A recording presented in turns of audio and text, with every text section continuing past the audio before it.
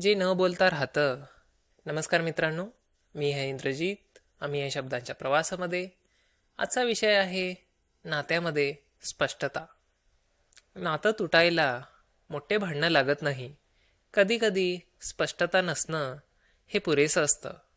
आपण गृहीत धरतो, त्याला कळेल, ती समजून घेईल. पण नात्यात मन वाचणं कठीण असतं आणि बोलणं सोपं असतं. जे न बोलता राहतं ते मनात साठत जातं आणि एक दिवस ते अंत बनतं.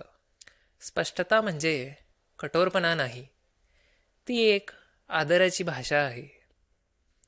आज एखादी गोष्ट मनात असेल तर ती सौम्यपणे बोला, कारण स्पष्टता नातं वाचवतं, मौन कधीकधी नातं संपवतं.